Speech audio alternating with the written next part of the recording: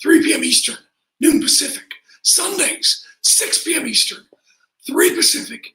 And Saturdays, we're back live, 1 p.m. Eastern, 10 a.m. Pacific.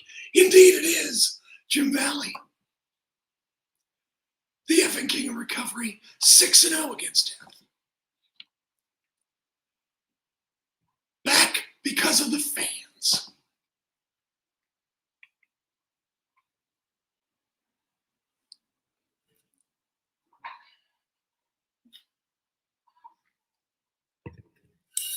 Lots of finals last night. Very solid wrestling last night at ROH Final Battle, including, I think, something of an upset. New tag team debuts in TNA and a new champ crowned at Final Resolution. And Smackdown had a lot of developments, including a match to decide John Cena's final opponent, including some interesting stats on the last time John Cena tapped out in a match and the very few times that he did. Got Arena Mexico, Collision tonight, some thoughts and stuff about Dynamite when I was there live in Nashville, and so much more. But also I want to apologize. I was supposed to have a recorded show when I was gone, but unfortunately my guests ghosted me, so I was unable to do that. But we're back live this week with so much to do, so much to see. So what's wrong with taking the back streets? You'll never know if you don't go, and you'll never shine if you don't glow. We do not have glow, but we do have NXT Deadline tonight with the women's and men's Iron Survivor Challenge. You know, I gotta say, last year the Iron Survivor was a new match, and it turned out to be a pretty good creation. So I'm looking forward to this year's Iron Survivor, plus Smackdown last night. New stakes added to the NXT Championship match. Talk about that more. Jim Valley, Wrestling Observer Live.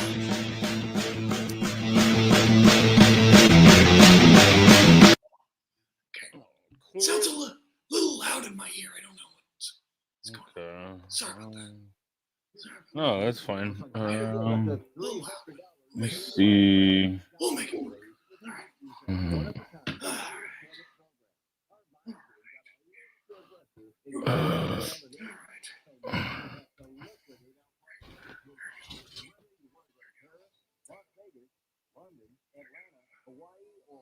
I'll just ride the fader a little bit lower than I normally would then.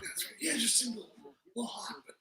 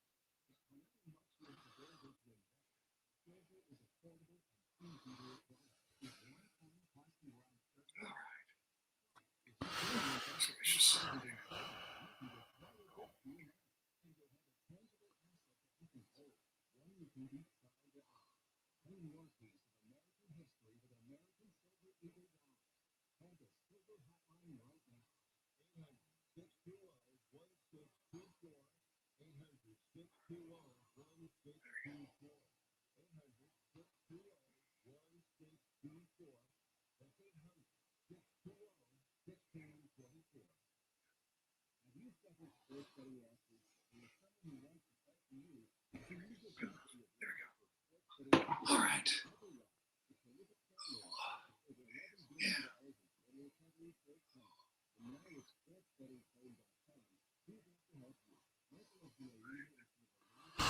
All right. Okay, we're doing that away. Okay. Yes. All right. There you go.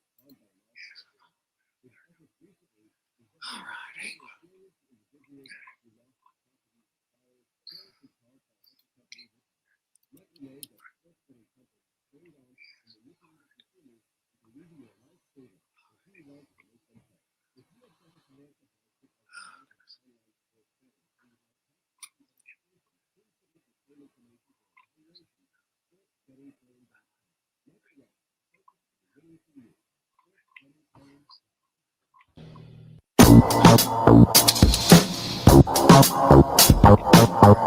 You are listening to Wrestling Observer Live on the Sports Byline Broadcasting Network. Stu Valley, it's Wrestling Observer Live, and I'm wearing my new Mickey Mouse, oops, a little crooked there, Christmas hat.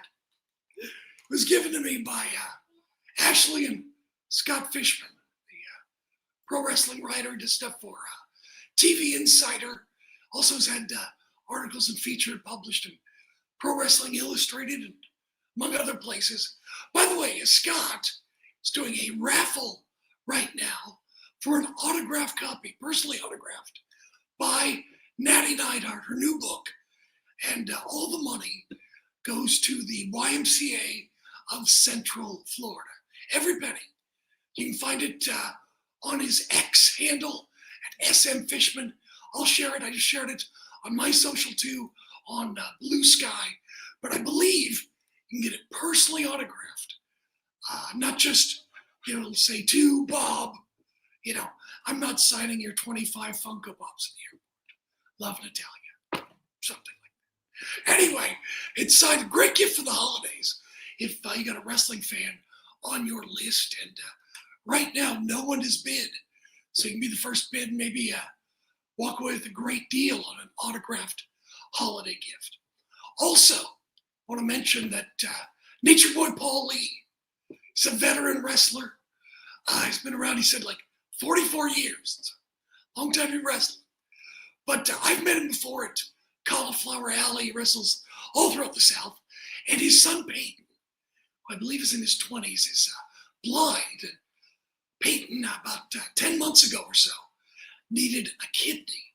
Now, if you don't know, to get in line for a kidney transplant, you got to qualify with your doctor, the surgical team, but then you kind of get in line. And kidney transplants are divided up into regions of the United States, and different regions take different times, different amounts of time, depending on number of doctors, number of people, populations, things like that. But Peyton's region is going to take 8 years for him to wait for a donor. So to speed things up for his son and help him live, Paul Lee did a kidney swap. Now, Paul isn't a match for his son, Peyton. What that means is Paul donated his kidney, which is a match for someone else. And in return, someone who's a match for Peyton donated their kidney to him. Now, like I said, I've spoken to Paul a few times over the years. We see him at Cauliflower Alley Club. He's always fine. It's fun. He's kind of a character. He wrestled a fun match a couple years ago against Santana Jackson, the Michael Jackson impersonator, which was a lot of really fun match, really great match. But anyway, his wife Tanya reached out to me a few months ago because she knew about my kidney journey and she wanted to ask me a few questions. And unfortunately, because of some dealing with some health issues with Peyton, we were unable to connect. But by coincidence, we were both at Dollywood Theme Park in Pigeon Forge last week. And my wife spotted Paul, and we got to meet in person. It was a very interesting story. As he was talking to Tanya, the doctor told Paul that if he donated a kidney, he probably wouldn't be able to wrestle again. Paul, has got his priorities in straight, more than willing to take that risk for his son in order to save his son's life. But it turns out that Paul, after 44 years of wrestling, has so much scar tissue from wrestling and beating down on his back and such that his lone kidney has more than enough protection from all the scar tissue. And I guess Paul can not only keep wrestling, but to cut through all the scar tissue to harvest Paul's donated kidney. It took extra time because it was so hard to get through. So Paul, what a hero to do that for his son. So next time you see Paul Lee, think about that. Peyton, got to meet him. He's a bright, funny young man. And most kidney transplant patients name their kidney. And I'm so jealous because Peyton came up with a great name for his kidney. You ready? Peyton's kidney is Kidney Omega. How great is that? Kidney Omega. Ring of Honor, Final Battle, Friday night.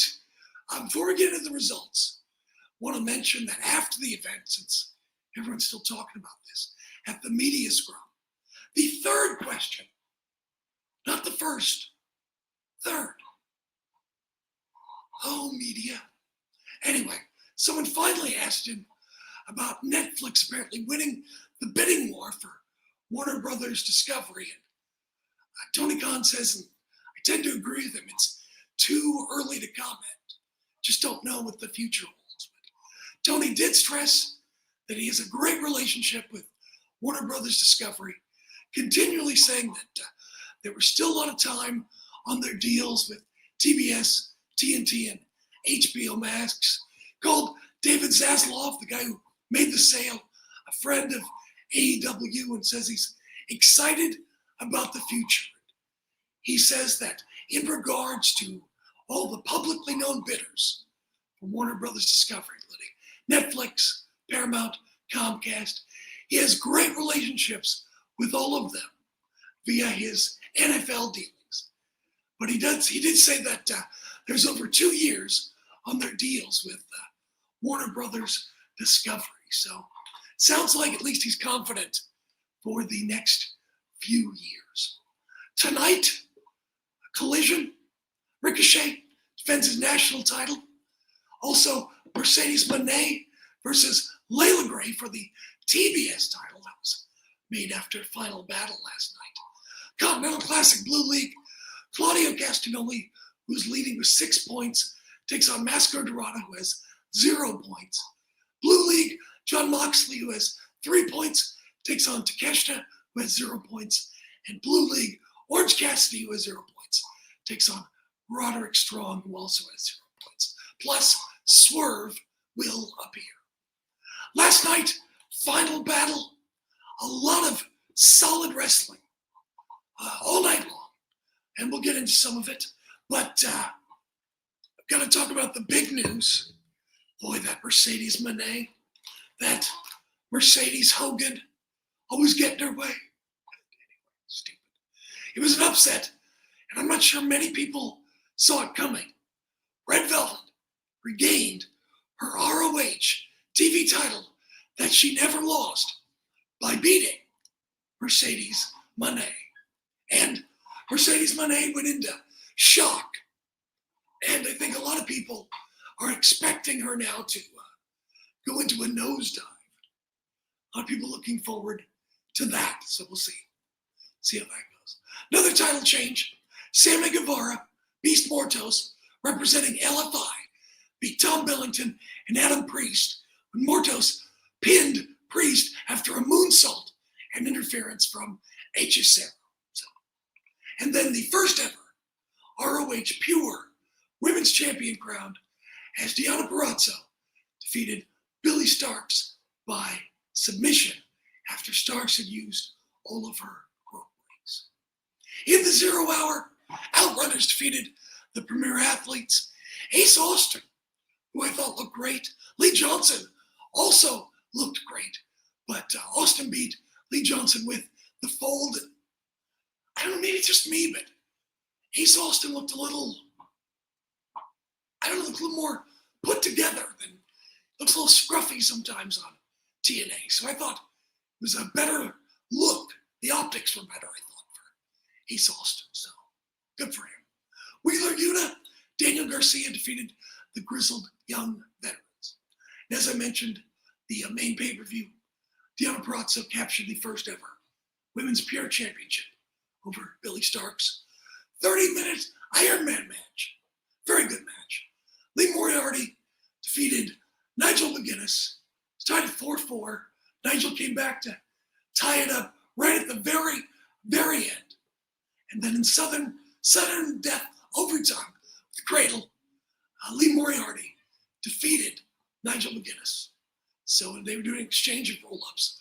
Moriarty trapped Nigel for the pin. And afterwards, Nigel, who wore the pure title in the ring, gave his classic pure title to Moriarty. Talk about more coming up. Jim Valley, Wrestling Observer.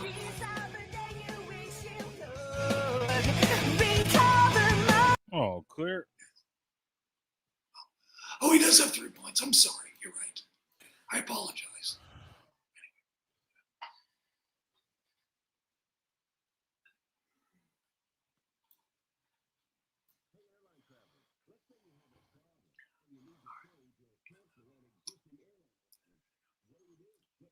Oh, goodness.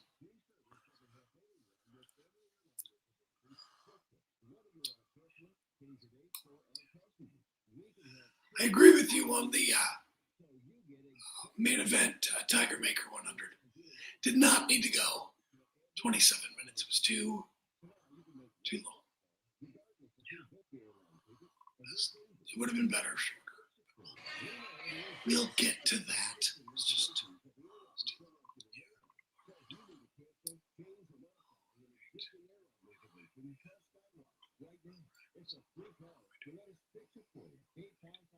goodness.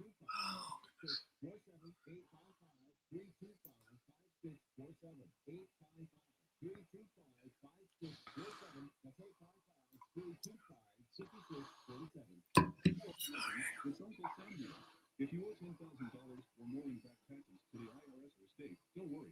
I've got important news that may help you negotiate a lower tax bill. In today's economy, the IRS has released a variety of new rules and is offering more flexible terms to help Americans looking to settle their IRS debt. If you apply today, you may be able to lift your wage bonus or freeze on your bank assets or business. Our team of tax professionals can resolve your case and stop collection actions against you. Even if you've been audited or haven't filed a return in years, they can help. Call right now and find out if you qualify to settle your IRS debt. Pick up your phone right now and call us for a free $500 IRS tax refund. Here's the number. Call right now. 800-943-9215. 800-943-9215. Again, for the last time.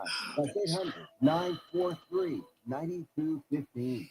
I've got a question for you. Do you want a lower car payment just by making a phone call? You know, most people buy a car and they pay whatever the car dealer says there is, and forget about it and make change.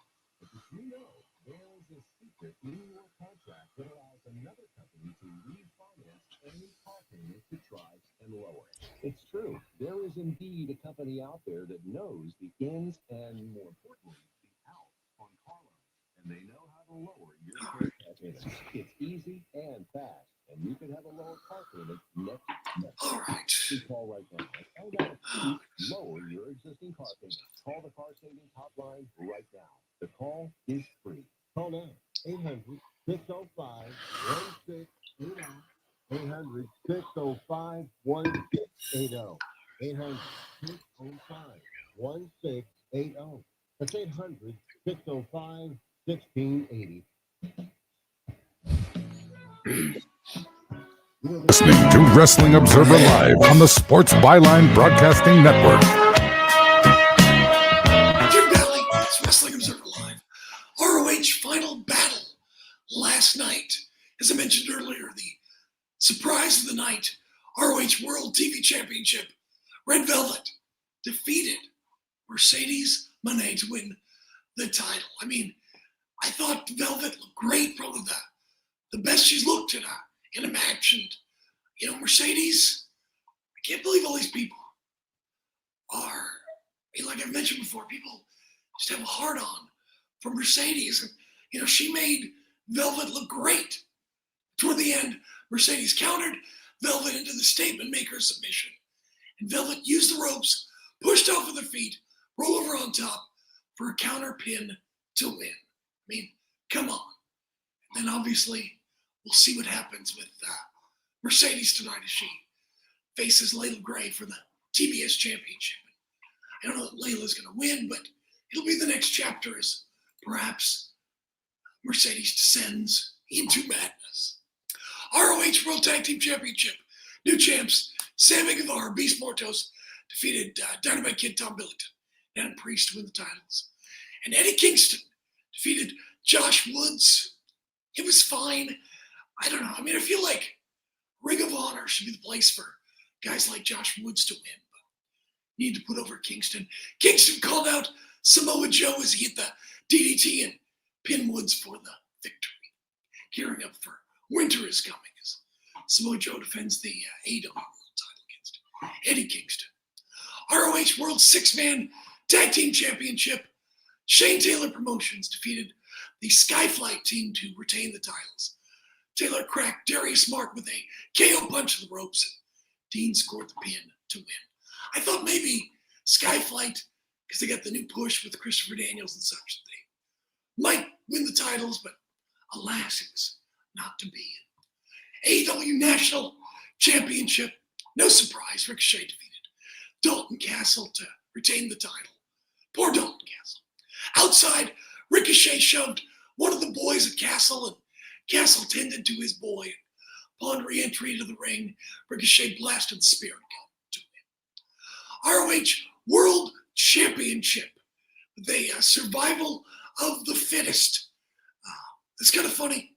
Blake Christian came out with an ice cream mask styled after Bandito's, and instead of a handkerchief that hangs down, the bottom of his mask looked like the cone of an ice cream cone. Kind of funny. Commander pinned Sammy Guevara first, the Celito Lindo. Hechicero pinned Beast Mortos with the head scissors driver. I thought Blake Christian might make it to the end. He looked great, I thought, tonight. I thought he was very much star of the match. Blake Christian pinned Commander with the lethal injection. There was kind of a scary Commander Bandito spot, kind of a standing toss move where Commander barely made it over the top rope, and it could have gone ugly. Bandito pinned Blake Christian with the up and over roll up and kind of upset Christian, who then attacked and injured Bandito's arm on his way out of the ring, which allowed Hechicero, the last two Hechicero, Bandito to work on Bandito's shoulder and arm. And in the end, Bandito rallied, showed his heart at the big comeback Poison Rana and round the world roll up to win and retained his title. Afterwards, Bandito celebrated with Brody King and Commander. Survival match went 27 minutes, but you got, 5 guys in the match. The main event, Athena defeated Persephone to retain her ROH Women's Championship, but Persephone did great. Athena is great. There wasn't anything wrong with the match.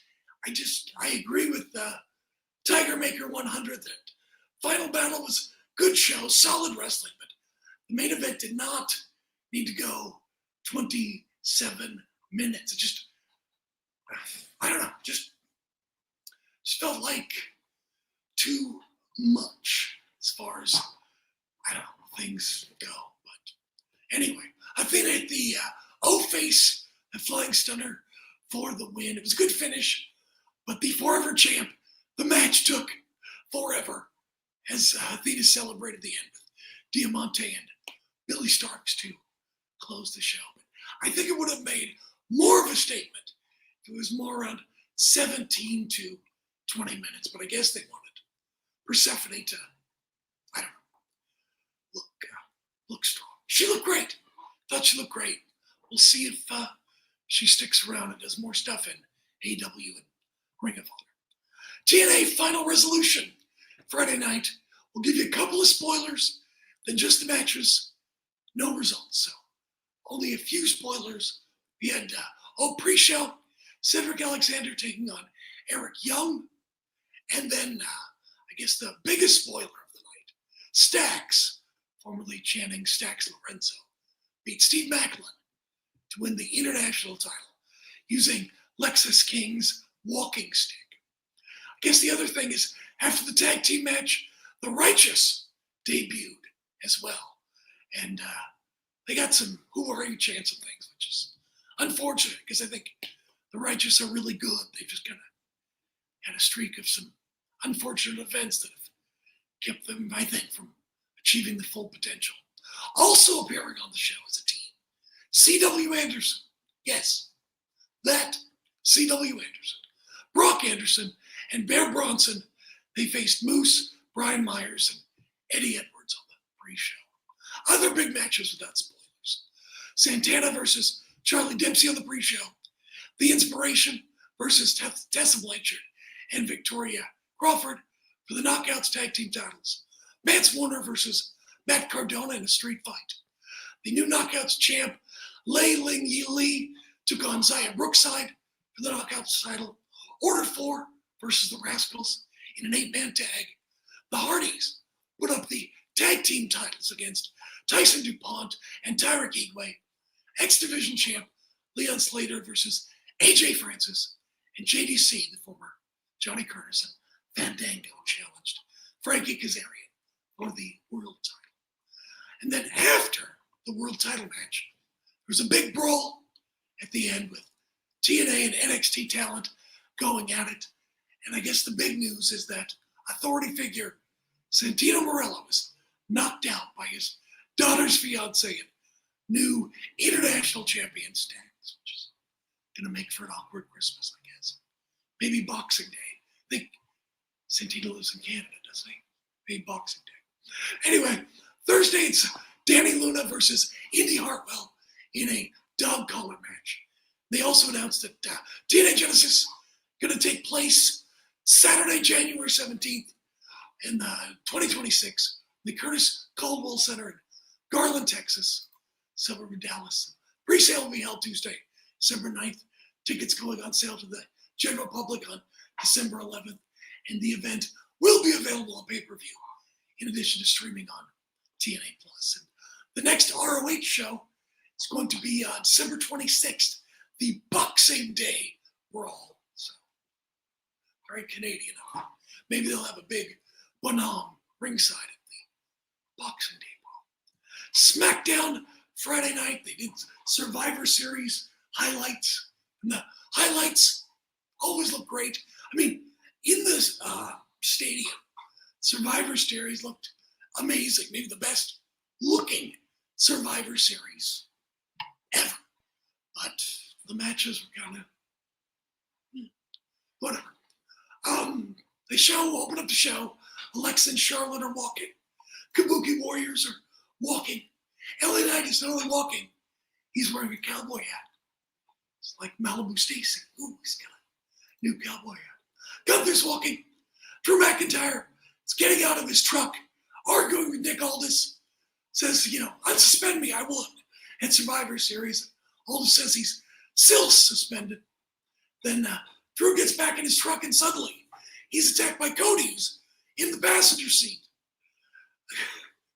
It's kind of funny. Revenge for, I guess, the attack in his bus.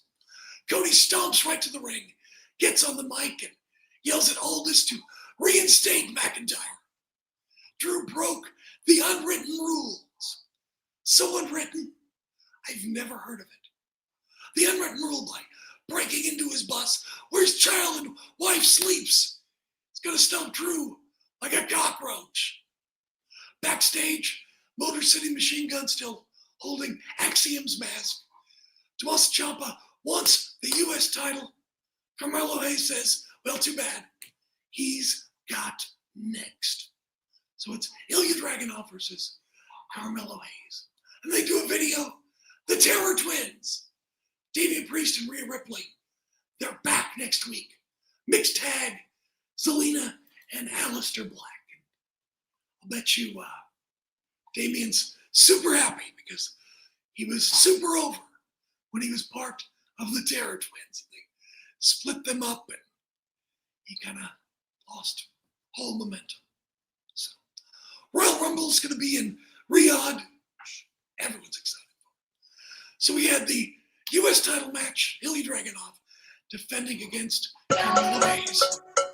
Look, I think Ilya Dragunov, he has the same match every week.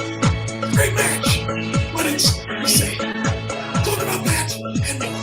Jim Valley, Wrestling Observer.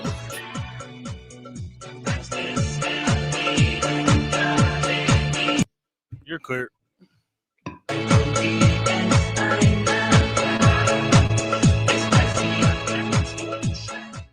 Do you have Medicare and do you use a CPAP machine? This is a national healthcare alert regarding your CPAP supplies. Using a clean CPAP mask and clean supplies is important to staying healthy. The best way to make sure your CPAP equipment is clean is to get new supplies. If you have Medicare, we have great news. Medicare will pay for you to have new clean supplies every 90 days. We'll even do all the paperwork for you to make sure that there's little to no out-of-pocket cost to you. And you don't even have to leave your home. We provide free in-home delivery. So if you're a CPAP user and you have Medicare, staying healthy with new CPAP equipment is easy. Just make this free phone call right now to get started. Sponsored by Specialty Medical. 800-913-9739. 800-913-9739. 800-913-9739. That's 800-913-9739. Packages start at $29.99 a month with sign agreement. Restrictions apply. Speak to a representative for complete offer details. See Vivint.com for license details. Terms and conditions apply. Homeowners, if you're looking for the best in home security and smart home technology at a price you can actually afford, we have great news. Now you can get Vivint's award-winning home security systems starting at about $1 a day. U.S. News and World Report has recognized Vivint as the best professionally installed home security system of 2022. And right now, you can get Vivint's home security technology for about $1 a day. Plus, get free professional installation from a licensed technician. Protect your home and loved ones for as low as $1 a day. Call right now for your free home security consultation. 800-918-6189. 800-918-6189. 800-918-6189. That's 800-918-6189. Do you have a book? Get it out of your mind and make it a real book with a free guide to book publishing. Trying to publish a book yourself can be complicated. It takes a lot of time. Time that you could spend writing your book, or even more books. Do what you do best. We can do the rest. Thousands of authors across the nation have trusted our book publishing service. We have the connections to help you get your book printed, distributed, and sold on Amazon, Apple Books, Barnes & Noble, and bookstores nationwide. We can do it faster than you can on your own. Get your free guide to publishing. It's a free phone call. Remember, make this free call right now and learn how to turn your book into something real that people can buy. Get your free writer's guide. Call right now. 800-482-8399. 800-482-8399. 800-482-8399. That's 800-482-8399.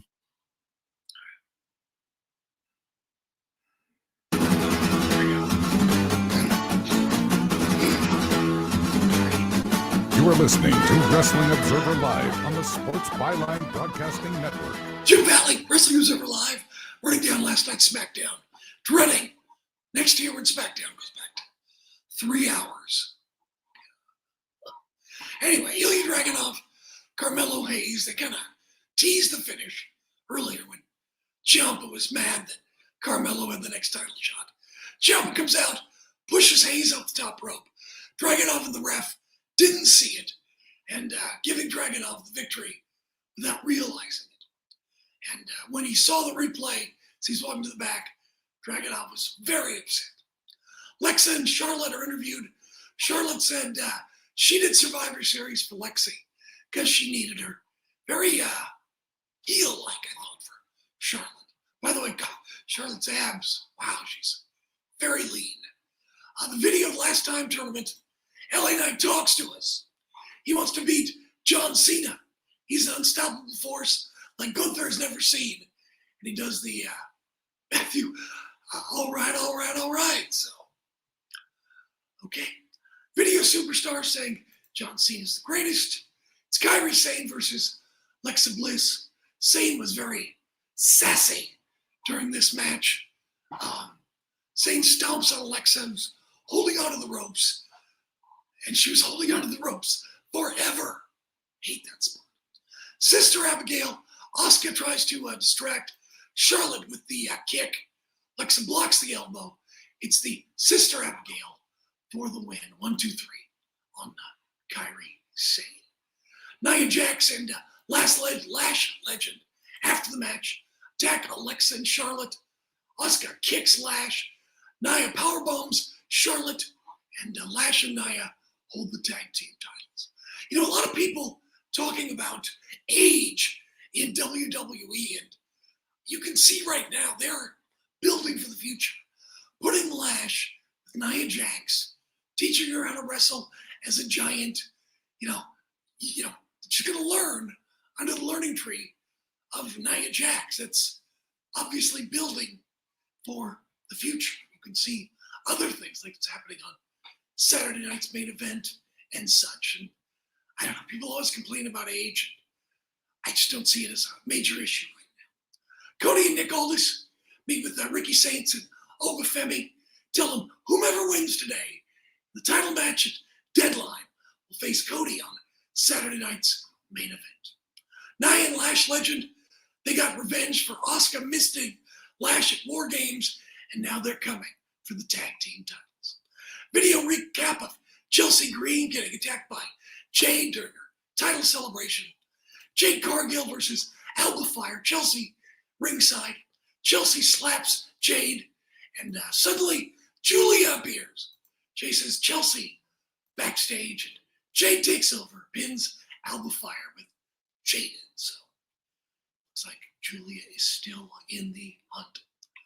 Fraxium wants the Motor City machine guns.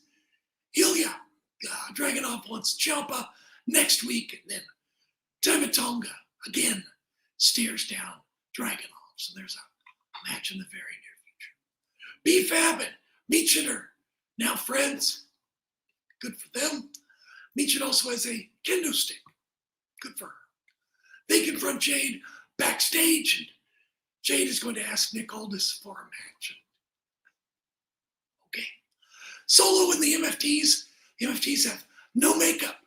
Solo addresses the Wyatt Six. Uncle Howdy's been watching them. They want the tag team titles, the MFTs do.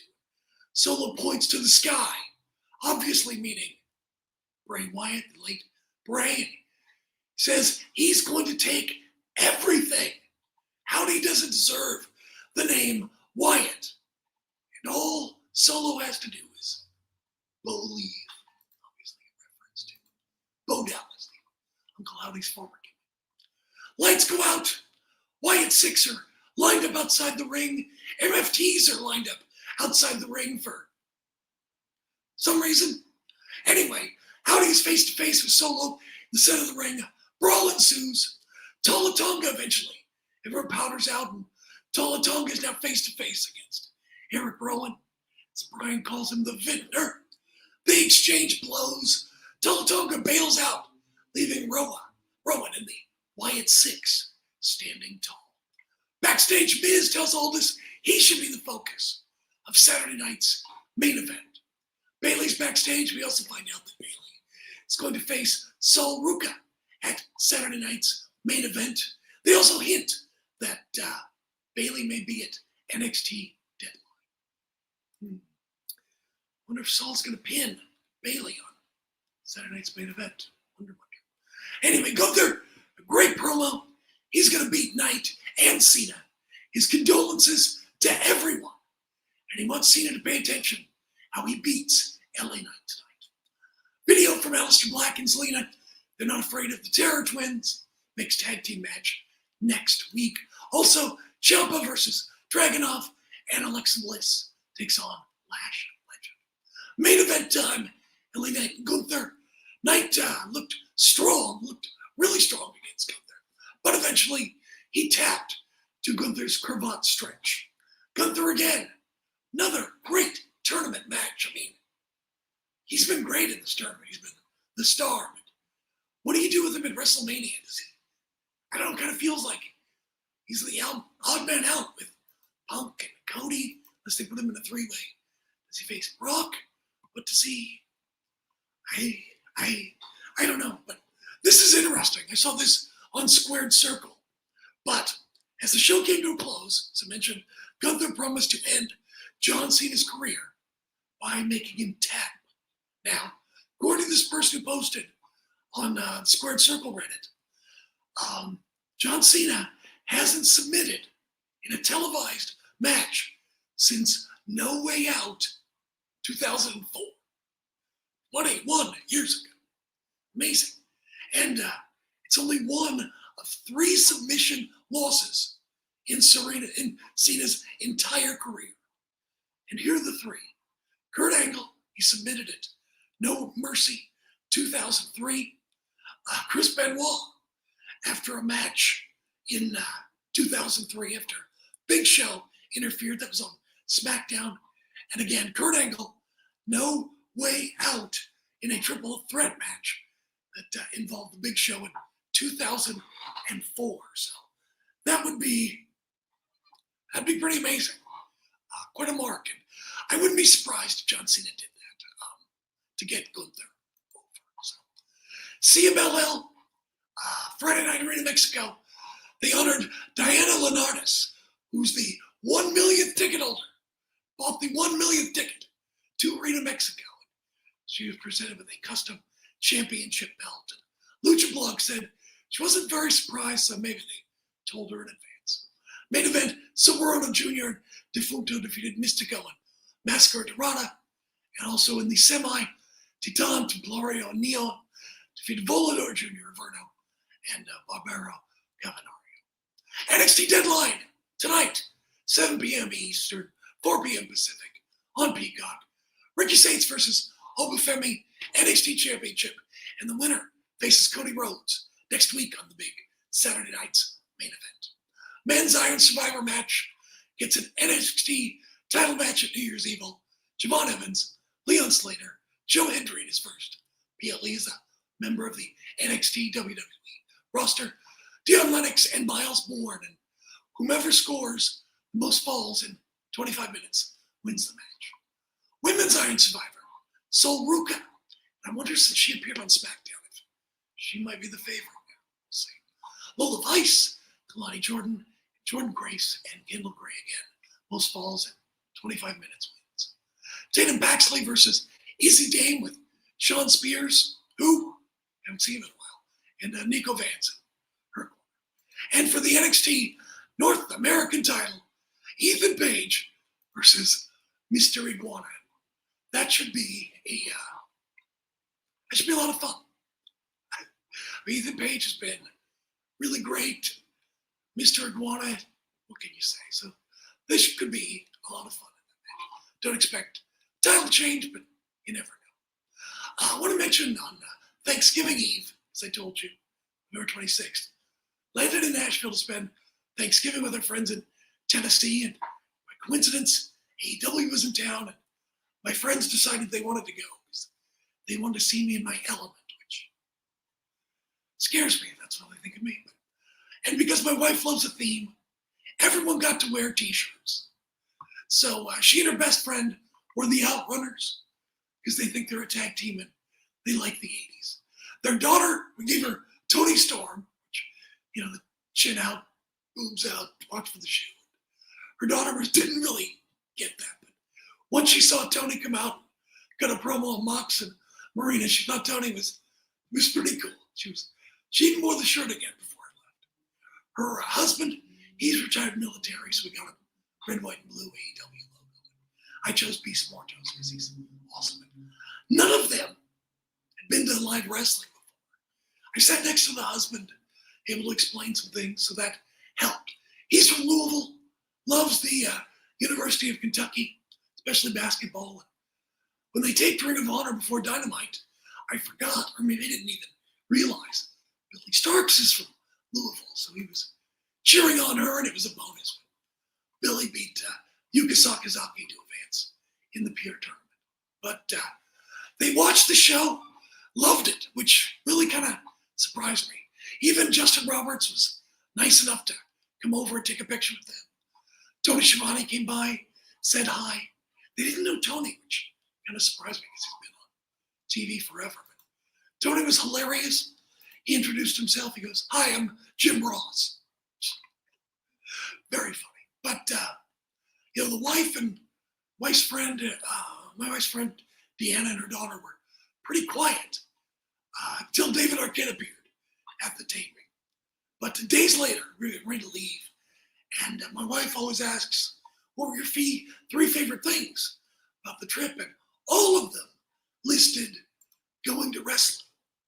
They love the athleticism and some of the characters. And I think a lot of people have preconceived notions of wrestling because probably from WWE whenever they watched it years ago. They thought AEW was pretty cool, which, made me happy because I would have felt guilty if they'd been bored and I made them sit through the whole thing. But the group was getting tired, so right when Collision was starting, they let me go backstage, talk to a couple of people, including Tony Khan, took a picture. Saw Christopher Daniels, my mortal enemy from Defy. What a great guy he is. Love Christopher Daniels. My wife got a picture with the Outrunners. She was wearing her Outrunner shirt. So I love that.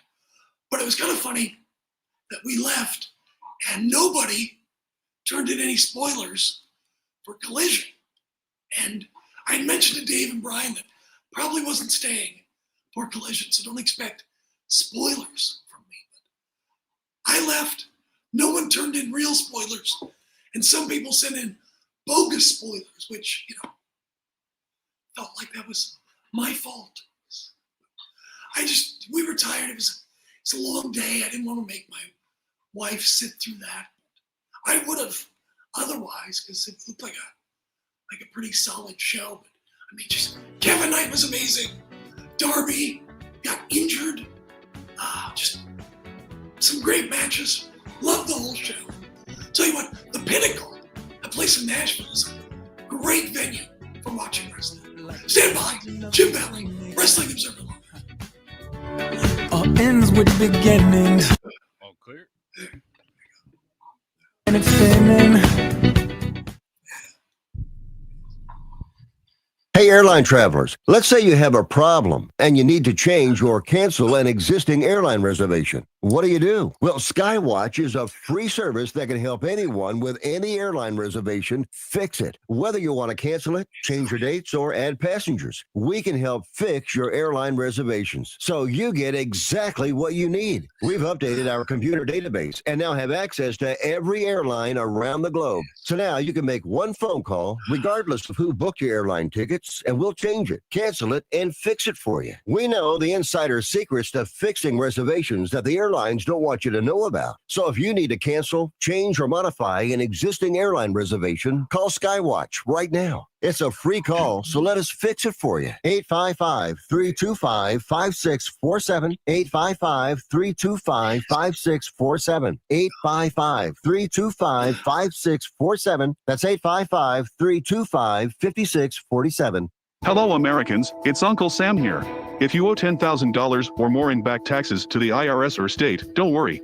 I've got important news that may help you negotiate a lower tax bill. In today's economy, the IRS has released a variety of new rules and is offering more flexible terms to help Americans looking to settle their IRS debt. If you apply today, we may be able to lift your wage garnishments and release a freeze on your bank assets or business. Our team of tax professionals can resolve your case and stop collection actions against you. Even if you've been audited or haven't filed a return in years, they can help. Call right now and find out if you qualify to settle your IRS debt for far less than what you owe. Pick up your phone right now and call us for a free $500 IRS tax review. Don't wait. Here's the number. Call right now. 800-943-9215. 800-943-9215. 800-943-9215. Again, for the last time, that's 800-943-9215. I've got a question for you. Do you want a lower car payment just by making a phone call? You know, most people buy a car and they pay whatever the car dealer says their interest rate is, and they forget about it and make payments. But did you know there is a secret in your contract that allows another company to refinance any car payment to try and lower it? It's true. There is indeed a company out there that knows the ins and, more importantly, the outs on car loans, and they know how to lower your current car payments. It's easy and fast, and you could have a lower car payment next month. Make this free call right now and find out if you could lower your existing car payment. Call the Car Savings Hotline right now. The call is free. Call now. 800-605-1680. 800-605-1680. 800-605-1680. That's 800-605-1680. You are listening to Wrestling Observer Live on the Sports Byline Broadcasting Network. Jim Valley, Wrestling Observer Live. Want to welcome Michael Mathis, 2499, brand new YouTube member. Appreciate you being here. Someone also wants to know if Tony was still scared for his life. I'll tell you what, when I went backstage, it's during Collision, it is so freaking dark back there. I was scared I was going to trip over it. And I do want to mention, when I was back there, standing next to Tony, while he was sitting down running the show, Claudio came up. And I'm just standing there like nobody, and he introduces us. I say, hi. I'm sure he couldn't even see me, but Claudio mentioned how excited he was to go to Mexico and wrestle at Arena Mexico. And this was obviously before he won the CMLL heavyweight title, which I didn't even think about. But, and I go, yeah, I mean, dude, you deserve to be on an international platform. You're so versatile and, you can do it all. And he goes, it's one of the reasons that he signed, he said, with AEW, so he could do all of these, wrestle in all these different places and different opponents and different styles. So I thought that was pretty cool. But lots of wrestling tonight. Deadline should be good. Also, Mox versus Takeshita should be a lot of fun as well. And don't forget, check out my social or Scott Fishman on X, SM Fishman, to sign up for the raffle for a personally autographed copy of Natalia Neidhart's brand new book. It's a great book, very blunt about some things that happened. And again, you can get it personally autographed or get it autographed as a gift for one of your friends. So check it out. I'll have it on my socials. Scott Fishman has it on his. And again, every dime goes to the YMCA of Central Florida. Scott's getting no money. I'm getting no money.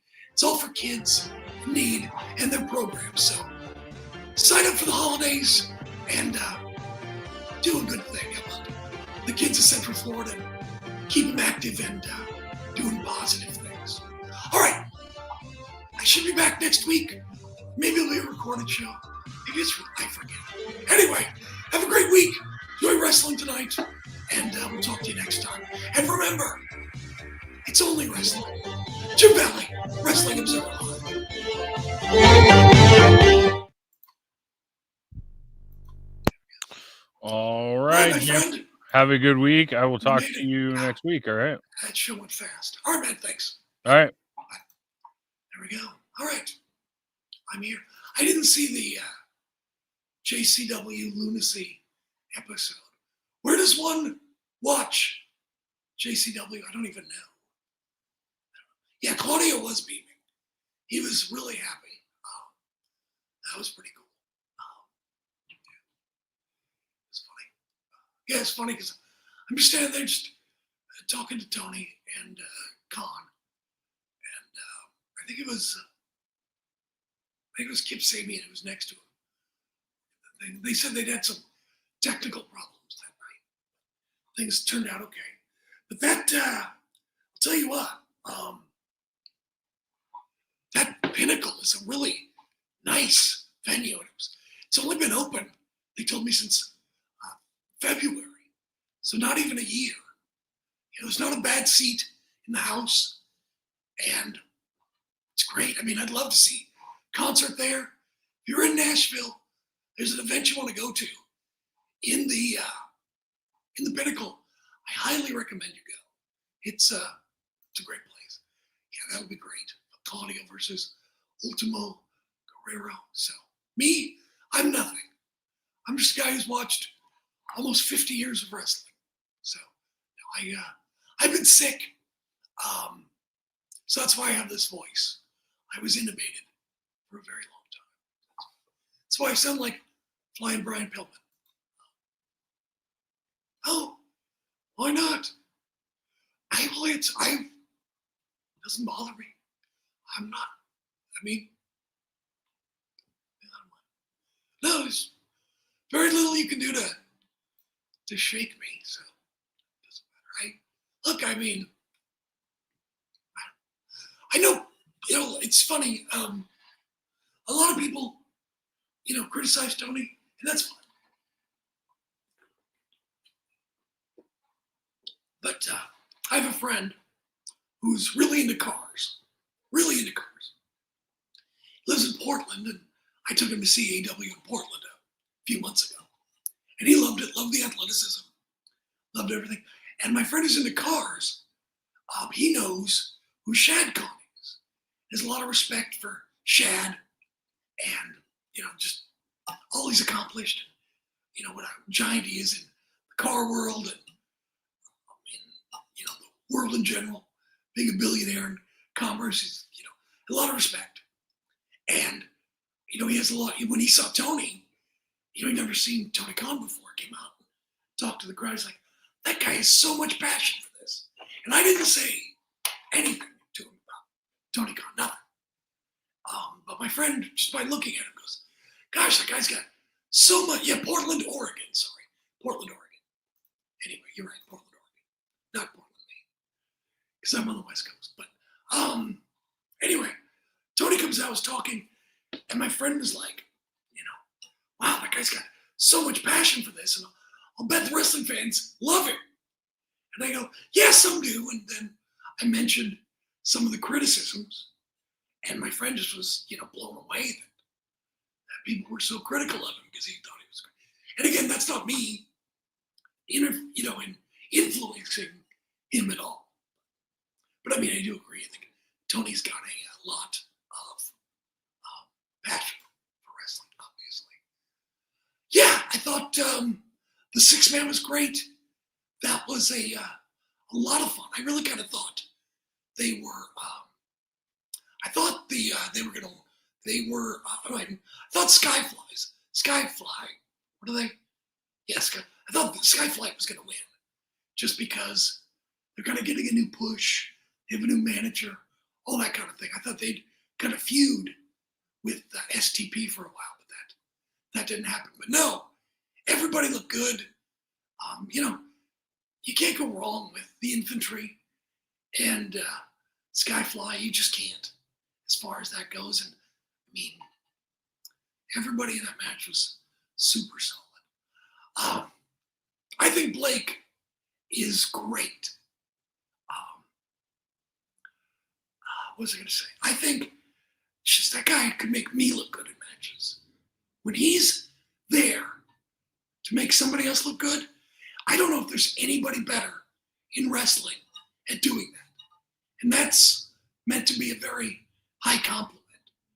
But hopefully, I really feel like Ring of Honor should be a place for Blake and for Josh Woods, different people like that who don't win on AEW, but they're competitive. Lena Cross, that should be great. What was my favorite match? Let me think. I mean, it's hard because it really wasn't a bad match. Wheeler Yuta, Daniel Garcia, Grizzled Young Veterans, thought that was good. I really liked the Iron Man match because there was so much. I forgot to mention this, but it was almost pure grappling. And I always hear people say AEW, and I guess Ring of Honor counts under the same umbrella. All the matches are the same. And I'm watching this grappling match. It was very exciting, very well done. And, you'd never see a match like that on WWE. 30 minutes. And I thought it was great. I really enjoyed it. To be honest, I was kind of dreading it a little bit because, it did kind of follow the same pattern that most Iron Man matches follow, where it goes into overtime, all that stuff, or they come back right at the end to win. Let's see, anything else was fun.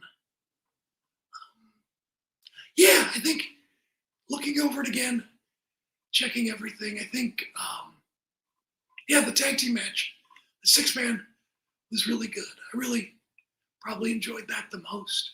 And the as far as matches go, the Iron Man match.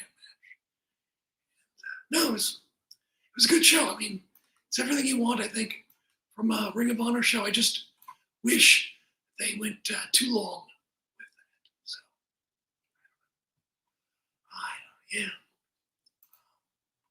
yeah, that would be good. Yeah, Commander should win in Ring of Honor too. And East Austin, thought he looked good. So, you're a big hater. So why do you like it now versus earlier? Curious. I don't know what Sammy's doing. That's a good question.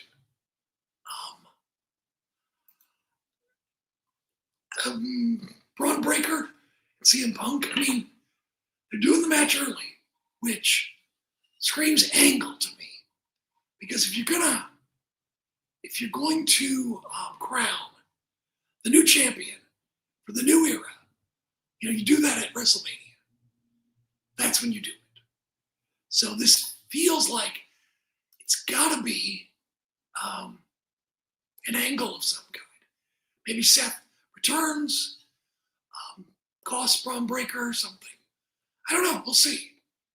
But, if anyone's winning the title, I think it's got to be at WrestleMania. I'd be very, very surprised if Braun wins, unless maybe he's defending against Seth, unless Seth is back sooner rather than later. We shall see. But there's clearly an effort on WWE's part, and even on AEW's part, to make some new stars.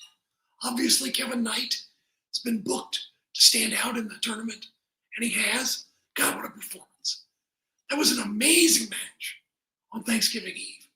To see that live, God, that guy is so athletic. It's crazy. And then, and it's really looking forward to Fletcher and Okada. And it was just different than I wanted. We didn't get 5-star Okada. We kind of got dorky chaos Okada. And there was a little more comedy than I wanted or expected. Still good. We shall see. Yeah, Jey Uso. That guy. Kind of, I don't know if you worry about him or he just is what he is. So who knows? I'm just curious about James Jones 3 times. What do you like now versus what you hated earlier?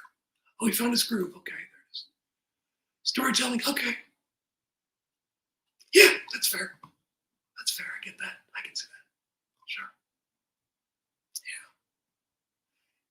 We shall see. I think it's weird that John Cena says he's opening the show. So I guess they're making sure he doesn't get cut off like Goldberg. But then do you risk everyone tuning out after that? So, yeah, Kevin Knight. That guy's been great. It's going to, what do? You make him, does he challenge Ricochet for the national title? What do you do with him? We'll see. People responded to him. He really was great. Really great. he certainly should be.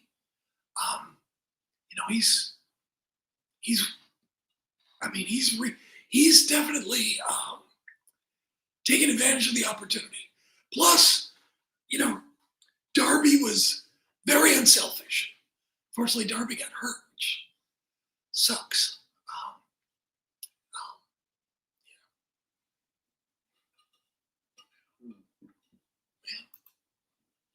Yeah, maybe Rollins helps Braun win it. And we shall see. And maybe then Rollins expects Braun to give up the title to him. So, yeah, Kyle Fletcher is so flipping good. It's ridiculous how good he is. I should hate him. Oh, by the way, you know who else was at Nashville? Conrad Thompson was there. They said something about him recording a podcast. I didn't ask with who. I think it was really any of my business. So he recorded with somebody. I don't know. There you go. You know what else was kind of funny? I messaged about this. So I was backstage when Collision was going on, the first couple of matches, and I walked by the M&M collection, and I saw Mason Madden wearing the lion head that he wore to the ring. And to me, it just looked like his usual goofy style that they pretend is style. I didn't think anything of it. I saw everyone else backstage. Again, I just didn't pay much attention because, I want to be staring. I want to be respectful and, just be there to do what I have to do and not stare or bother anybody. So I was, I glanced briefly, but didn't really register with me that they were all dressed like the Wizard of Oz. Yeah, Conrad's a very nice guy. He's a nice guy. He looked good, I thought too. Grew his beard out, wearing outdoorsy clothes. Looked like he could be from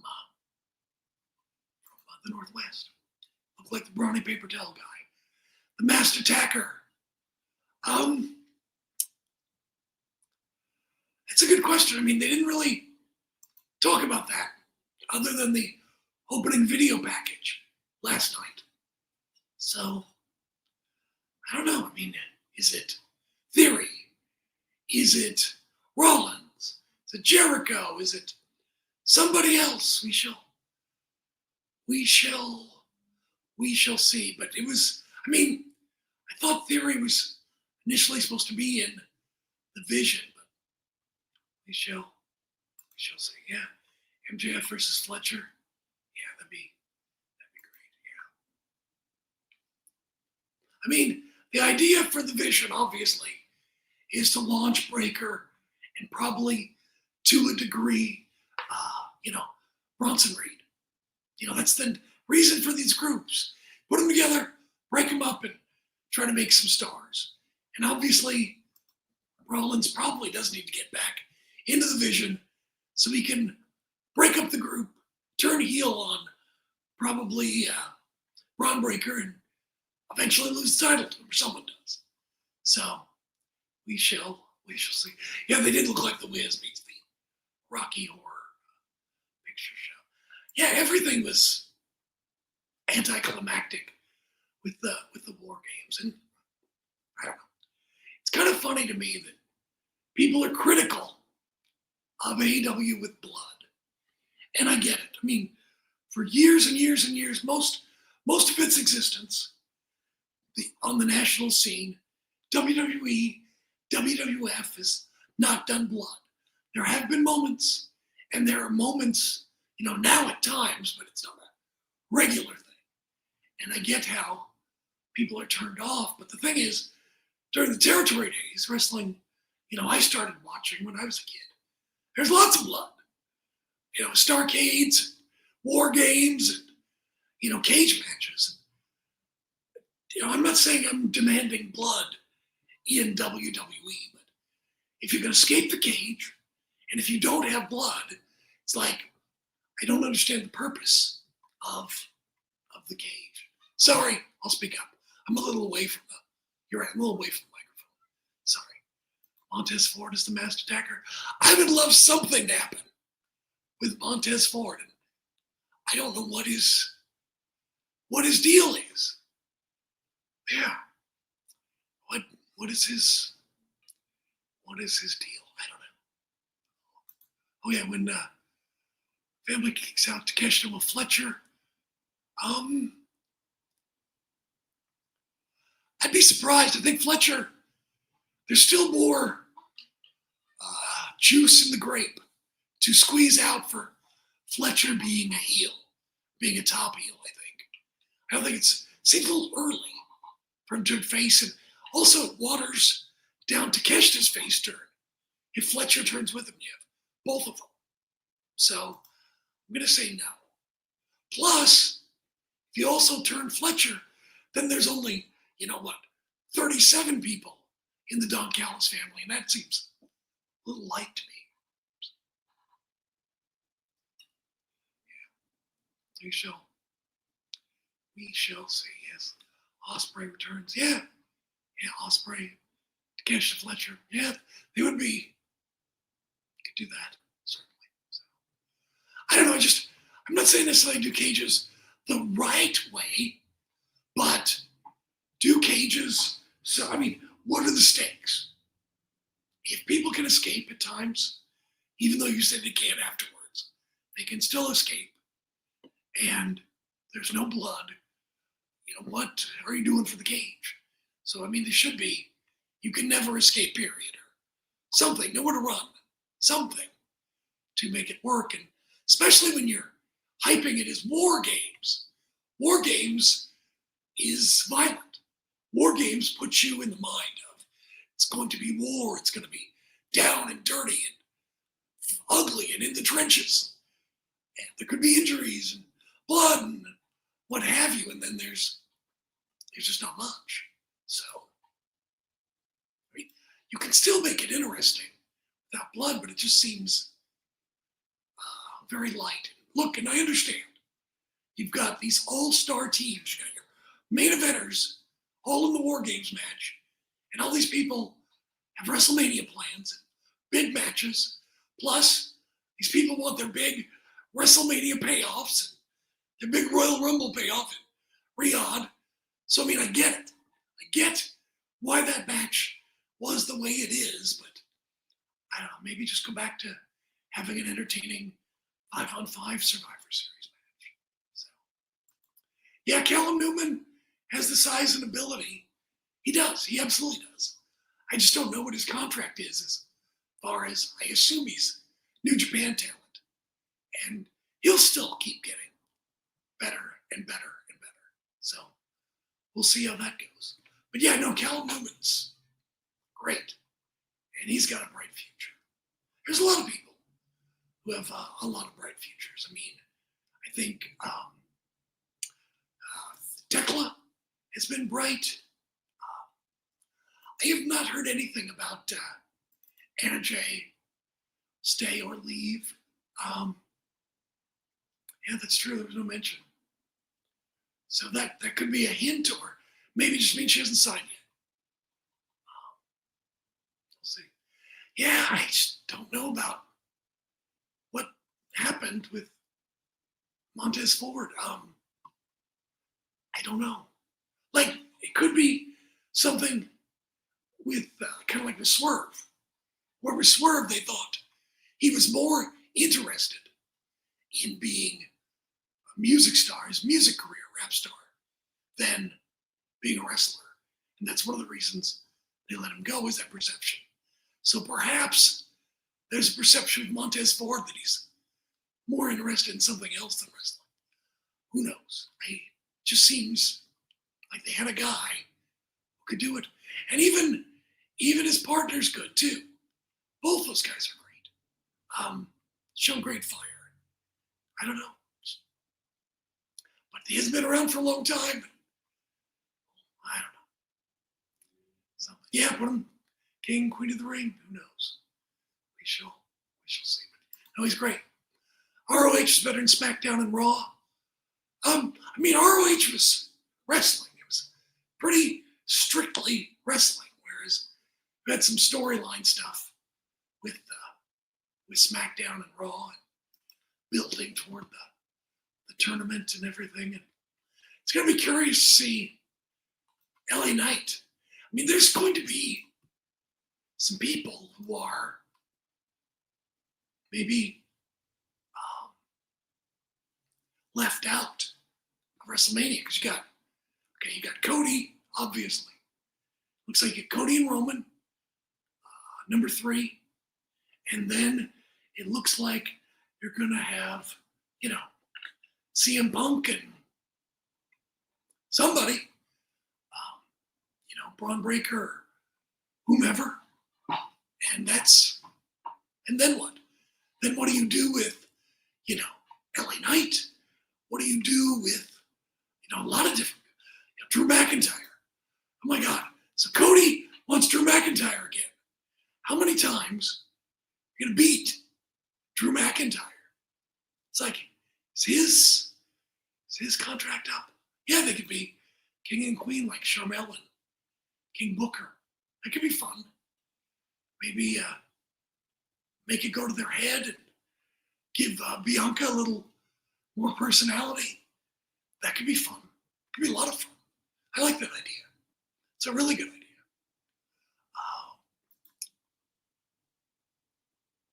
No update on Keith Lee. Guy must still be in rough shape. Wasn't it like long COVID? And that's bad.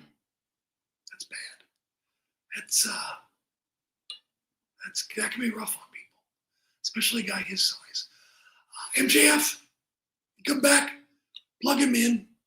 He'll be solid. I mean, whatever he wants to do, he can pretty much, I think, write his own ticket. He'll figure his way in. But I think it's smart to kind of work people in and out as far as, injuries or fake injuries. Give people a little time to breathe and come back and be fresh again. Yeah, I think I wouldn't do an exact repeat of King Booker, but, where it goes to their head. They think they're better than us. They think they're, they're royalty. They're above everyone else. They have maybe some subjects, some minions who do their dirty work. Stuff like that. We shall see. But, yeah, I think it would be good. And I think, everyone loves Bianca, but she kind of needs, something, a little personality.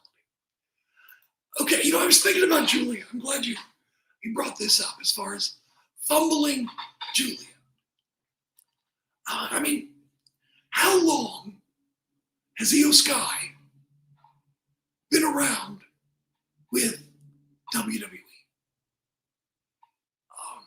Quite a while. Until they finally gave her the name, and she was kind of a partner of Asuka, kind of the Marty Jannetty, I guess, even though she's, one of the best wrestlers in the world, maybe the best wrestler in WWE right now, maybe. But, it took her a while to find whatever connected with the crowd. And obviously the little point at the face thing and smiling and being super happy, and it connected. She's not the killer, the serious wrestler that Io Shirai was. She's kind of showing more of that idol culture that they did in Japan. So it took her a while. And, sometimes it takes people a while to kind of find that thing. As Lauryn Hill sings. That thing, that one thing. And so it may just be taking Julia a while to find whatever it is that she needs to connect. The catchphrase, the pose, the gimmick, something that she needs to, find her way in the WWE universe. So, it's easy to say that she's not the breakout star that a lot of people expected. And maybe she won't be. But there have been other people who have taken a while. And she just doesn't have that thing yet. That thing that people can emulate. Catchphrase or mumble or pointing or some kind of gimmick. So we shall see. Oh yes, Nick Khan. Mid-card, you won't get rich, but you'll have a pretty good life. It is a stupid word. That's kind of, that's what they do. And think about this.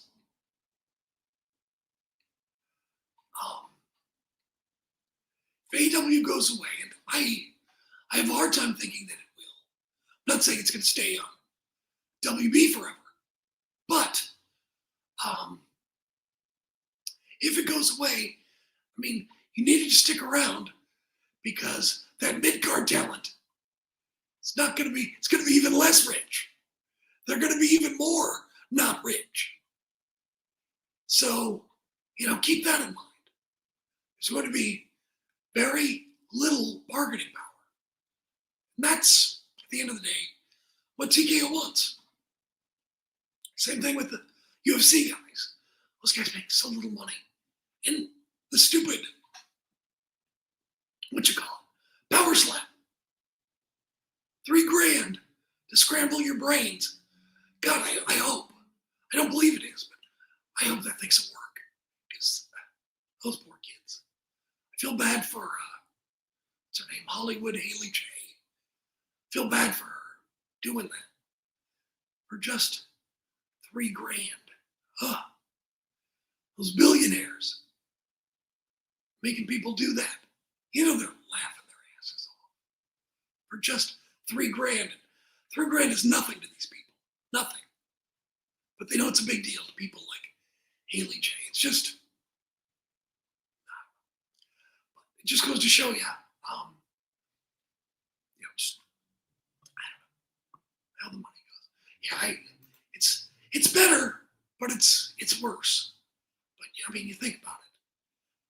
Think about if you're one of those people who's just at the mid card, and you're not quite one of those rich people. That would suck. Hey, John Grega, how are you? Good. I don't know. I don't know.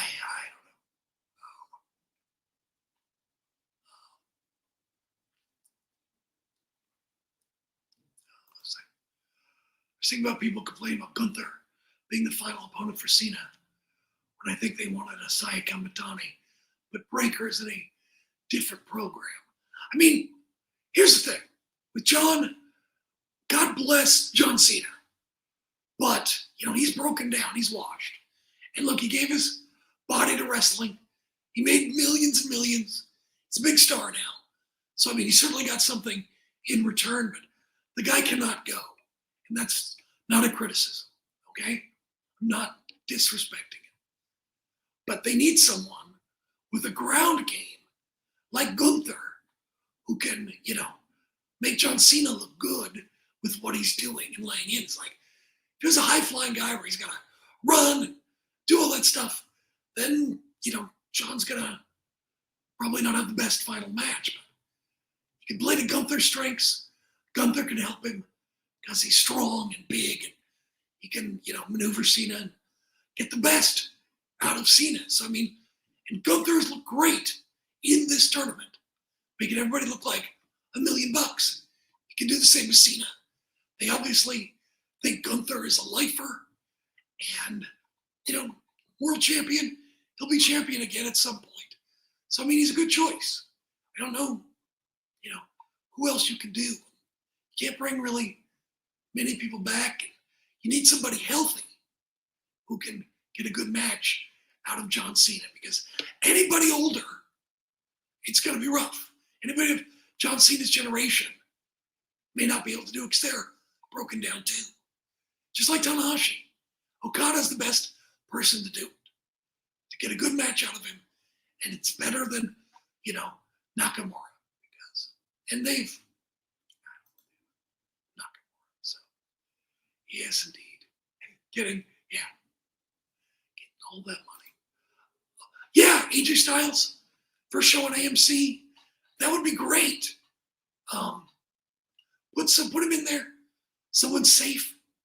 I mean, that'd be great. That'd be a great draw for the first show on AMC. I don't know how WWE thinks about it. I mean, they wouldn't let him wrestle on other shows, TNA. So we'll see about this one. But yeah, Gunther's a great choice. And beating Cena, my tap out will be a big deal and a big feather in his cap. Like I said, he can ground game, make Cena look strong, and there you go.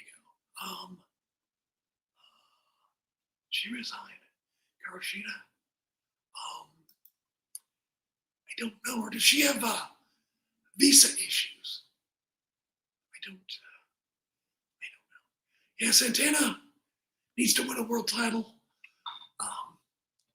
If not on the AMC debut, at least soon. I mean, I could see introducing him, making him sympathetic, making people want to see it, and then, a couple of episodes in, have him win. Either way, but it does need to happen. We shall see. It all depends on what WWE wants to do. You'd think they'd be interested in that. But again, you want to put him in there with a safe opponent and just have a basic match, nothing too spectacular. And, maybe like one of the Rascals or something that he could, easily just have a good match with. Someone's going to fly around the ring, take his moves, and then, be done. Very easy, very quick, and then boom, boom, boom. And then just make sure that AJ doesn't do anything that's too difficult. But who knows what they want to do. And I mentioned this one night. I think I posted this on Blue Sky. But if TNA is making $10 million a year for 3 years, I do hope that the people who are making part-time money get raises or get full-time gigs. At least that's what I hope. And it seems like if they're traveling all over to different places to tape, I don't know, it seems like they're spending a lot of money on travel. But I'd like to see part-time people make some more money or get some full-time gigs. That's where I think would be a good use of the money. But that's just me. Yeah, it was horrible. It's going to be studied for years. And who knows, we'll finally find out what happens. I think people have an idea of what happens, but no one has been public. Maybe they never will.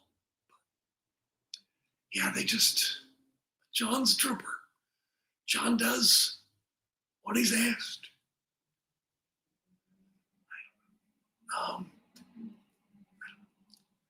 And John Cena, who loves Vince. He loves him. I don't know. It's amazing. There was a time when saying that could have killed his movie career.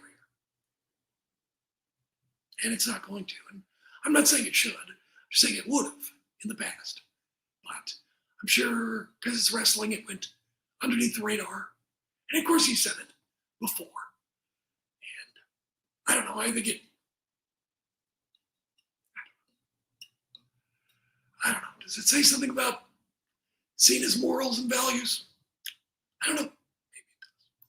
Maybe it does. Oh yeah. No kidding, right? Christopher Daniels come out with this Appletini, Joe, and yeah, I don't think that's. Cody should. I think Cody will at some point. He'll turn heel at some point, and he'll make huge money. But it's not the time just yet. We shall see. Oh,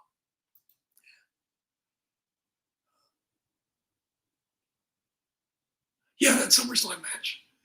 Yeah, with Punk, Brock, yeah. And even, I'll tell you what, people are talking about the Nexus. When John killed the Nexus, thought he shouldn't have lost. He should have lost. Should have made Wade Barrett. Barrett can talk. Barrett has great presence. He looks good. He's big. Fine wrestler. They should have made Barrett. They didn't. And that was dumb. But it is what it is.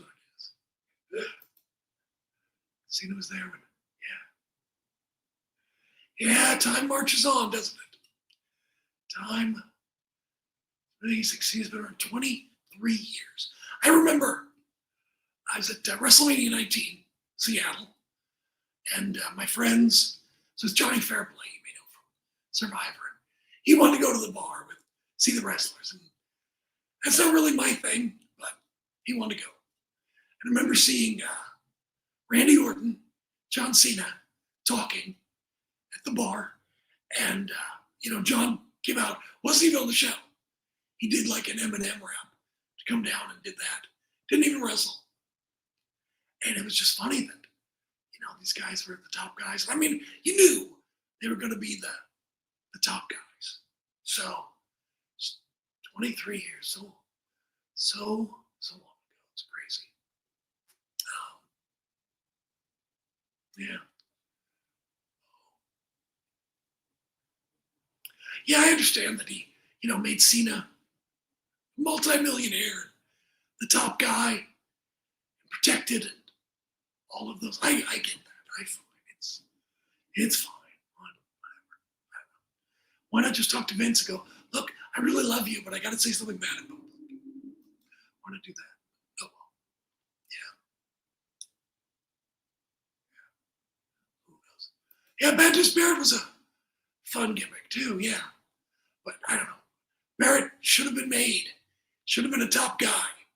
Should have been one of Cena's, great opponents. But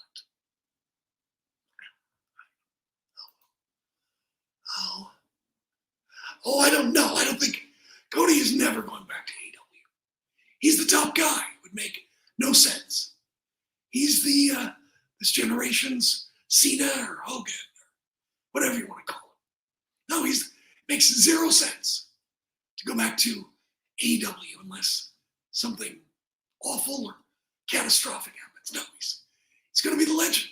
At some point, in years, however many years, Cody will be the new greatest of all time.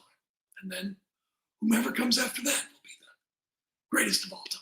So no, that would make very little sense after everything. No, Cody's top guy, and they're going to treat him like that.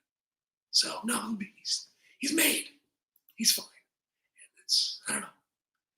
I wonder. What I do wonder is, go ahead. I do wonder is who's going to win the NXT title tonight?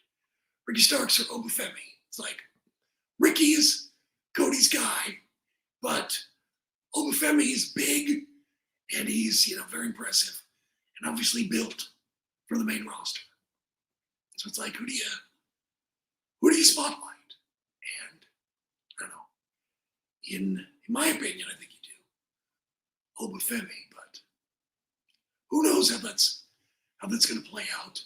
Obviously, whomever it is going to look great against Cody. So we shall see. But yeah, it does depend on the landscape. But I think Cody's chances of going back are very, very small, very minuscule. Never say never, but very minuscule. Jericho, he could. Edge already's in the Hall of Fame. He wanted to retire and have his last matches with his best friend. So that's what I think. So that's why he did it. Being friends with Christian was more important than anything in wrestling. I understand that. So, yeah. Hope is going to the main roster. Okay, yeah. maybe Oba just goes right to the main roster. Clearly, they're moving people up, and obviously, every year after WrestleMania, they move people up. So, no, there's definitely a push to move some people. You know, it's like musical chairs. They put people in chairs who then ends up standing up and is kind of SOL. Now, I didn't get to see New Japan yet. I did not. So I've not seen the whole thing with Yuya and Shota and Tanahashi. Yeah, no, I haven't. No, I don't know. No. So, no big deal. Sorry, I can't help you that one, Crash. I need to watch New Japan. There's a lot of stuff. There's a lot of stuff to follow overnight. So I don't know. We'll see. Yeah, exactly. Yeah, and his relationship with FTR as well. Good point. Now I think here's kind of a funny story. So on that Thanksgiving Eve show, Swerve came to the ring. Everyone chanting, whose house? Swerve's house. And I mentioned my wife's friend's husband, his name's Dave. He is a retired military. He's a police officer in Clarksville, Tennessee. And he mentioned, it's kind of funny, that he also has a Swerve in his life. But he's not African American, but he's some kind of guy who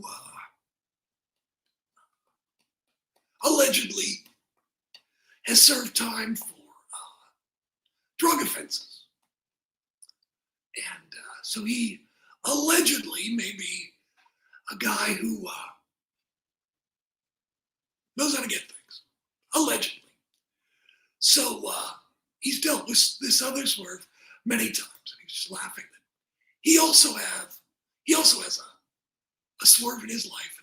Apparently Swerve was going to trial and decided to defend himself, be his own attorney.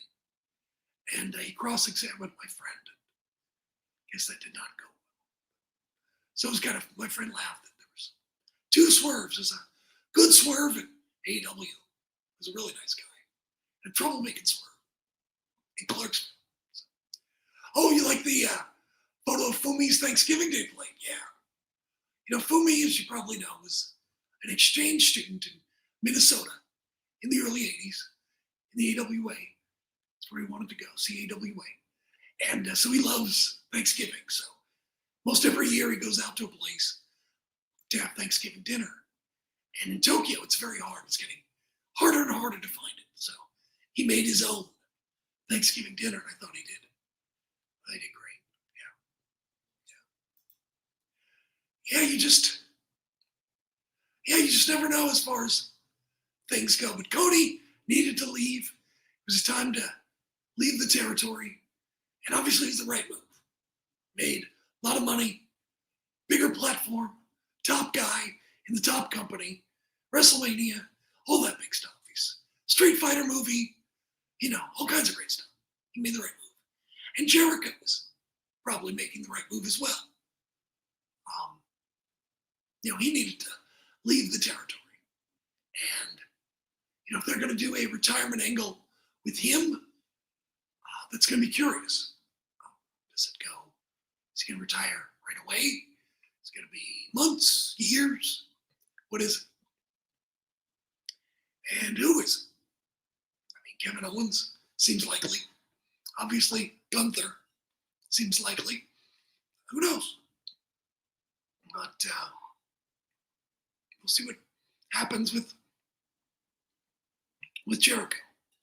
Yeah, so, yeah, no, Cody made the right move. There's no question about that. And more credit to him as far as that goes. So, love it. Oh, I mentioned it. I mentioned, no, I didn't. I do want to mention that we went to the Hatfield McCoy dinner show in Clarksville, Pigeon Forge, one of the many dinner shows they have. It's all based on famous feud of the Hatfields and McCoys, and a feud. It's got music, dancing, choreography, and stunts, and all kinds of fun stuff. And I guess you'd call him the lead in the show, plays the mayor. I don't think he has a name. He's just the mayor.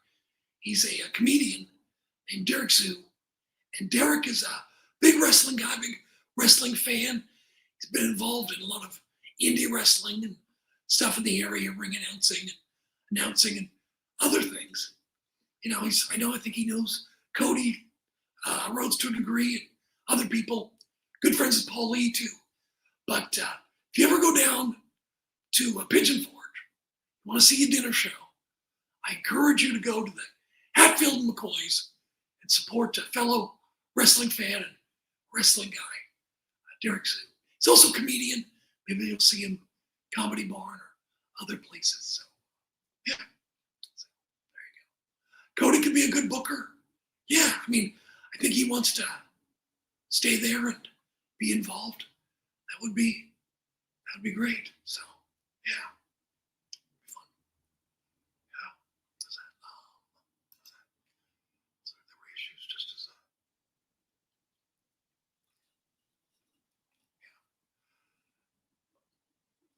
yeah, I mean, we'll see. I mean, Cody is a big star. He's a benefit to the company, and it certainly benefits everyone to keep him around, keep him engaged, involved, and always in a good position.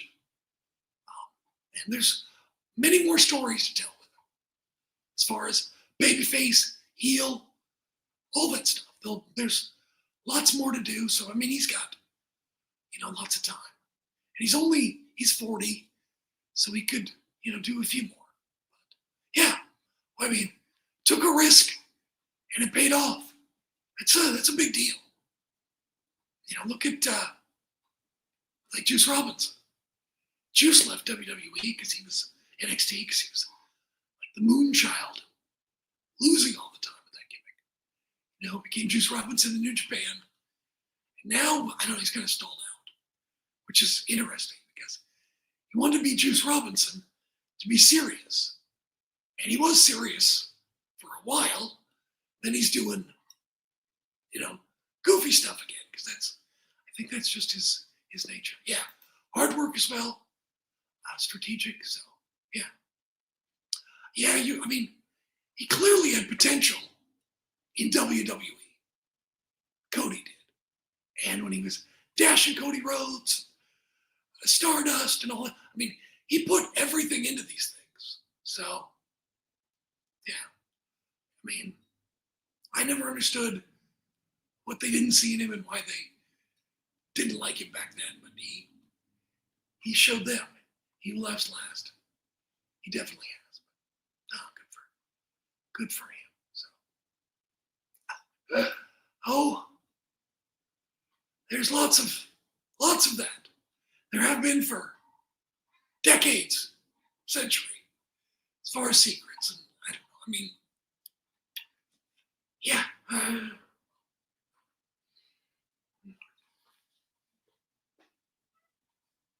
I was going to say something and I forgot when I took the drink.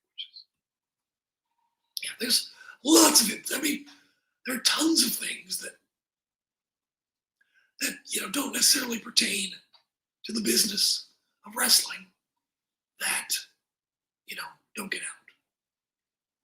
I mean, like, for an example, when Paige and those guys, that video came out, that has nothing to do with wrestling. And that would have been just a secret had the video not come out. And look, like I've said before, you've got young, pretty, athletic athletes, in physical primes. And I'm sure there's, lots of people hooking up and dating for a while, or hooking up and not dating. It's just, that's kind of the way workplaces work, and that works. But if it doesn't affect wrestling, it's nothing to do with wrestling. My opinion is that's none of our business. There are things that are just none of our business. So, yeah. Lots of people help people. So, oh, that's nice. Thank you, James. Glad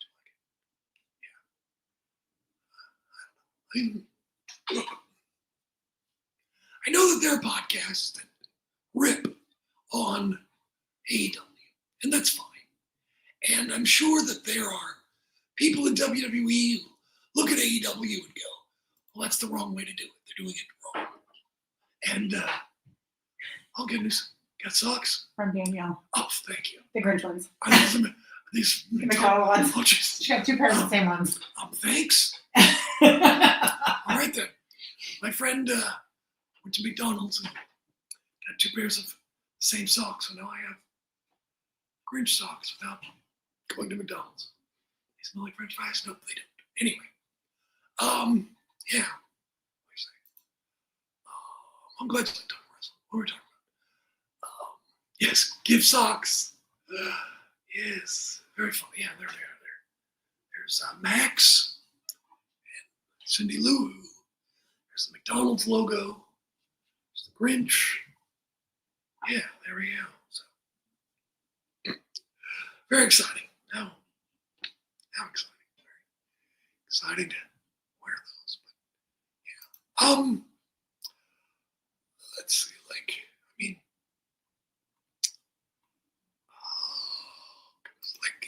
here, let me give you an example of a secret. When I was backstage at Collision, Tony had mentioned that they'd taken Darby to the hospital. I didn't know how serious it was, but look, I'm standing right there. They invited me backstage as a guest. I didn't think it was fair to report on that because, they'll never invite me back again backstage. No, if I would have learned it, someone told me that, that's different.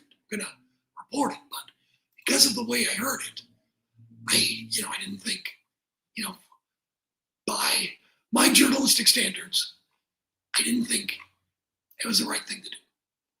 And so I didn't say anything because that's not, again, I have no problem with that because, like I said, if I would have found out another way, then that would have been fine. When you're invited back and you're standing there, it's like you're respected, you're being respectful. So that's,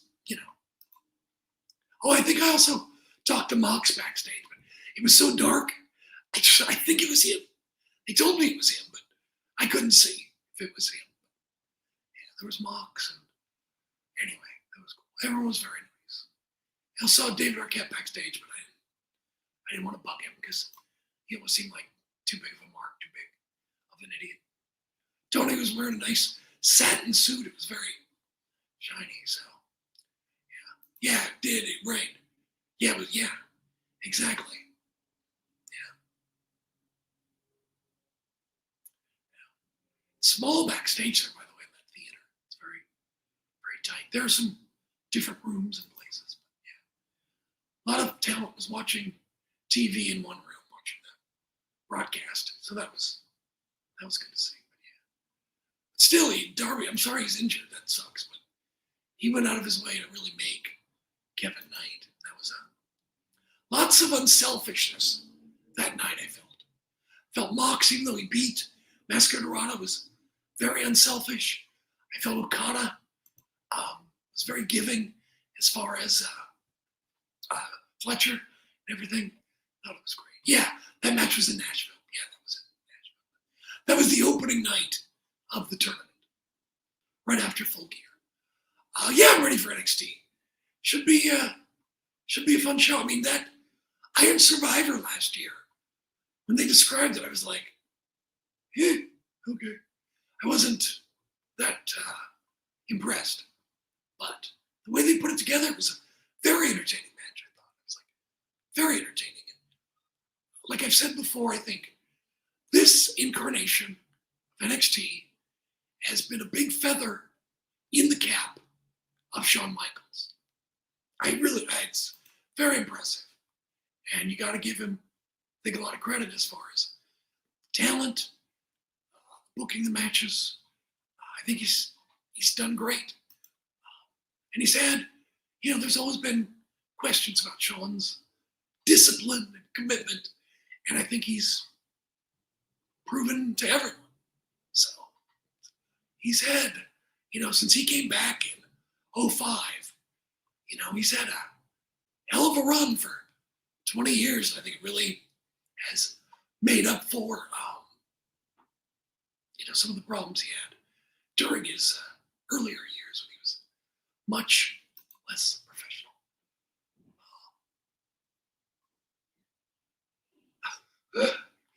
Brian Alva. I have given Brian some Christmas presents. I sent him like some Portland wrestling Christmas sweatshirts. Same thing with Dave. And they never wear them. It's like, you don't have to give me a gift, but come on, these are great shirts. They're fun to wear at the holidays. The only present I think I got Brian that he ever liked was when I came back from Liger's retirement in the Tokyo Dome. And they were selling the Liger hats that have the little bladders you can push up and move the little things. Brian liked that. And that's what it is. He's hard to buy for. Just got to get him meat. That's all you can do. So, anyway, he is. I think it's pretty obvious when you hear Danielson talk and explain things in commentary that he's got a hand in the booking. He's explaining things as a wrestler. I mean, I think Brian is valuable with what he offers. Don't misunderstand me. But I don't think he is a great broadcaster. But I think he offers good insight. He's obviously very familiar with the booking and what they want out of it, stories they want to tell. And he's great at explaining things in kayfabe as a wrestler. The damage, how tough someone is, things. Oh, you're very sweet. Thank you, James.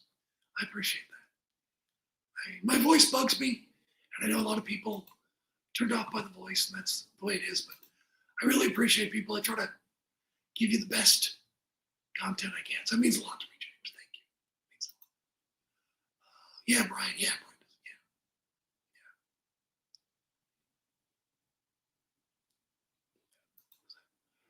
Brian would dig a Bucks pumps, yeah, right? That's true, yeah. Just buy him off the Bucks backstage. Like I'm reading the Stan Fraser book, the Plowboy Fraser, Uncle Elmer's book, and he sold watches and gimmicks and stuff backstage to the guys, like fake Rolexes and things. Be just like Plowboy Fraser. It's going on for years. It's a pretty funny book, so I'm enjoying it. But it's good so far, but I just gotta do it. All right, kids. Well, you know what? I should probably roll. Get this thing up from the website because they never put my stuff up early. They just don't. Anyway, I think it was a pretty good show. It's good. Anyway. Sorry, Terry Funk got choke slammed out of his shoes by The Undertaker. Hell in the Cell with Mick Foley because he had to kill time.